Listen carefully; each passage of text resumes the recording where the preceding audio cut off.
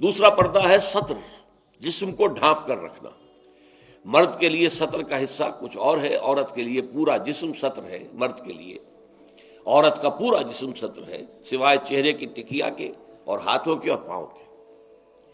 پھر ہے حجاب۔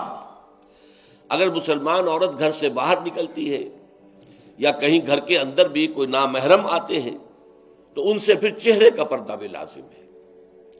محرم کون ہے؟ محرم وہ لوگ ہوتے ہیں کہ جن سے کسی بھی حالت میں کبھی بھی نکاح کا کوئی امکان نہ ہو۔ باپ سب سے بڑا محرم ہے۔ ظاہر بات ہے کہ کچھ بھی ہو جائے بیٹی کا اور باپ کا نکاح نہیں ہو سکتا۔ بھائی ابدی محرم ہے، اس کے درمیان ان دونوں کے بہن بھائی کے درمیان رشتہ نہیں ہو سکتا۔ البتہ ایک شکل یہ ہے کہ ایک بہن اس وقت کسی بہنوئی کے گھر میں ہے، لیکن یہ کہ اگر اس بہن کا انتقال ہو جائے تو دوسری بہن سے اس کا نکاح ہو سکتا ہے، لہذا وہ نامحرم شمار ہوگا، وہ محرم نہیں ہوگا۔ اس حوالے سے وہ جو ابدی محرمات ابدیہ ہے وہ ہے محرم، اور ان کے سامنے کھلے چہرے کے ساتھ بھی عورت نہیں آ سکتی۔ اور محرموں کی فہرست جو ہے وہ سورہ نور کے اندر دے دی گئی ہے، بڑی مفصل اور تفصیلی آیت ہے۔ اور چوتھا پردہ یہ ہے کہ معاشرہ غیر مخلوط ہو، مرد و زن کے مابین اختلاط نہ ہو، مخلوط مجالس نہ ہو، دفتروں میں مل جل کر کام نہ کیا جا رہا ہو، اور کہیں کارخانے میں شانہ بشانہ کھڑے ہو کر کام نہ کیا جا رہا ہو، نہیں، یہ معاملہ غلط ہے۔ بلکہ سیگریگیٹڈ سوسائٹی، عورتوں کے دائرہ کار کسی شے پر پابندی نہیں ہے۔ عورتوں کے لیے تفریح گاہیں بنائیں آپ جس میں صرف عورتیں اور بچے جا سکتے ہو ایک خاص عمر کی حد تک، مرد نہیں جائیں گے۔ مردوں کے لیے تفریح گاہیں علیحدہ ہوں گی، وہاں عورتیں نہیں جائیں گی۔ تو عورتوں اور مردوں کے درمیان عدم اختلاط، مدارس ہے، اسکول ہے، کالج ہے، یونیورسٹیاں علیحدہ علیحدہ بنا دیجئے، پڑھیں وہ بھی، یہ بھی پڑھیں، لیکن مخلوط نہ ہو، مخلوط تعلیم نہیں۔ تو یہ جو ہے غیر مخلوط معاشرت، یہ در حقیقت اسلامی معاشرے کا سب سے بڑا امتیاز ہے، سب سے بڑا علم ہے، سب سے بڑا شعار ہے۔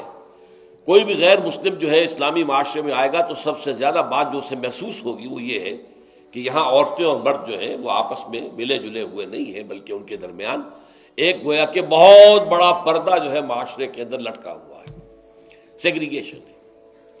باقی یہ ہے کہ سطر سے آگے جسم جو ہے وہ صرف زوجین کے سامنے کھلے گا۔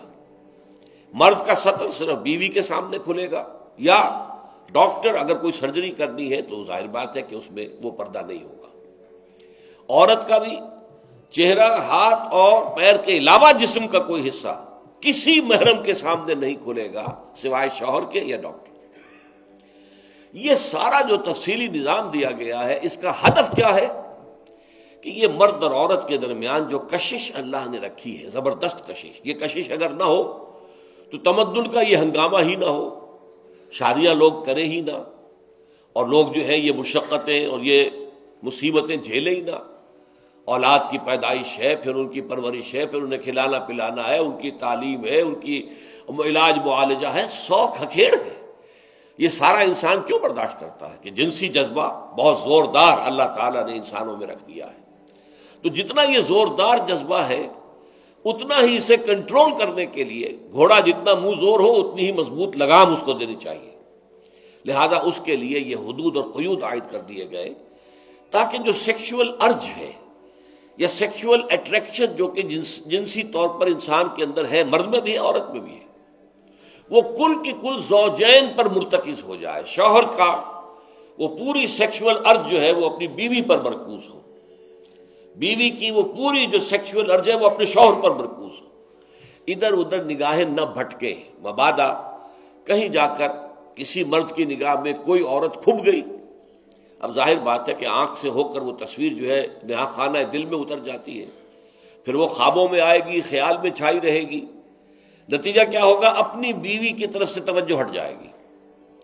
وہ جو بانڈ آف لو ہے اور باہمی اٹینشن ہے ایک دوسرے کی طرف شوہر اور بیوی کی، وہ کم ہو جائے گی، اور اس کا نتیجہ کیا نکلے گا کہ خاندان کا ادارہ کمزور ہو جائے گا، جس سے کہ اسلام چاہتا ہے کہ بہت مضبوط ادارہ ہو۔